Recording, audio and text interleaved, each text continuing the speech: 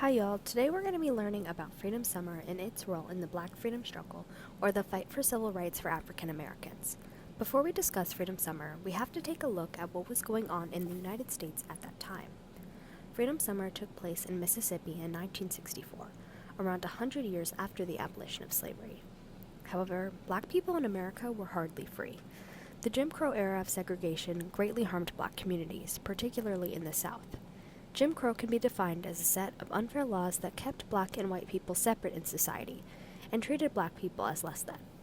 Jim Crow also diminished black suffrage. Suffrage is the right to vote, which was originally guaranteed under the 15th Amendment passed after the ending of slavery. However, voter suppression such as poll taxes, reading tests, and physical violence at the polls or voter registration offices prevented black folks from being able to safely vote. Segregation didn't end overnight. It took powerful grassroots activism. Ordinary people led local efforts like bus boycotts, sit-ins, marches, and voter registration drives.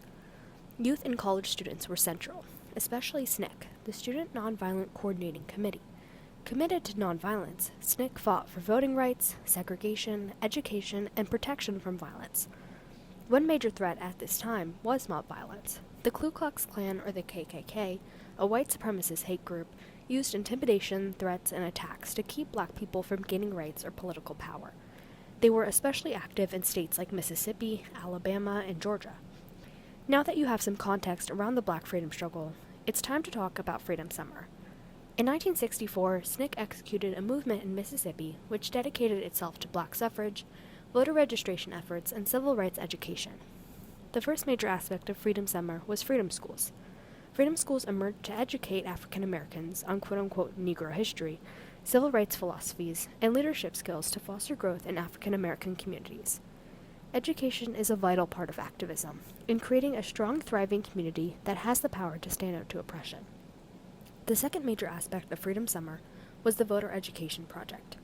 The Voter Education Project was funded under COFO, the Council of Federated Organizations, which connected SNCC and other civil rights organizations.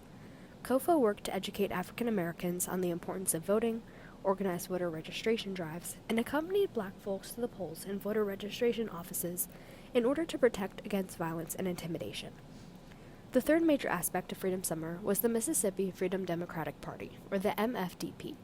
The MFDP strove to take advantage of the black population majority to put black leaders into positions of power in the federal government. It highlighted the injustices of hypocrisy of the Democratic Party and prioritized the furthering of black civil rights. Unfortunately, the MFDP did not succeed in getting a candidate on the ballot, but symbolized the dedication of black freedom advocates to democracy and black representation in government. The fourth major strategy was involving white Northern activists. Their presence brought media attention, financial support, and helped reduce violence at polling sites. When white volunteers sent letters back to their families and churches about their experiences, more concern arose about the injustices and violence faced by the movement. The unfortunate truth is that the public would be more concerned with the fates of their white community members rather than black strangers. Next, let's look at a real example of one of those letters. Trude Pam Parker Allen was a white volunteer at Freedom Summer and worked at a freedom school. She sent a letter to her friends and family back home telling stories about what she had experienced in Mississippi. Let's read a couple excerpts from her letter. First, she writes, "Thursday, 2 boys left us to go to Macomb. One was a Negro, the other white. Again, I faced the difficulty of saying goodbye to people I cared about who were going into a more dangerous area. Only 2 days before, we had heard that the Freedom House in Macomb had been bombed. And so we said goodbye to Ralph and Lee, sorry that they were going because they had contributed so much to our project, and concerned because we did not want to see them hurt." This excerpt depicts only a fraction of the violence faced by Freedom Summer volunteers. If Trude's peers and colleagues were being put in danger, Trude could be next. This created a sense of responsibility in Trude's community and developed a stake in the safety of the activists. Not only did these letters work to promote the movement and reveal the violence faced by volunteers and black folks in Mississippi, but they served as a form of fundraising as well. Allen also writes, "About adopting workers, go right ahead.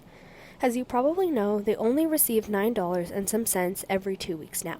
Helping to violence some workers to stay in Mississippi after we leave is a wonderful idea. At this time, a large amount of funding for Freedom Summer and other civil rights programs were funded by wealthy allies. Writing back to one's community about financial need was a great way to fund Freedom Summer and the programs present within it. Looking at this letter in the context of Freedom Summer, we can see its great importance. It helped raise money for Freedom Summer programs, brought visibility and public attention to the movement and its goals, developed important allyship with Northern white families, and created empathy and understanding with those who might have been ignorant before.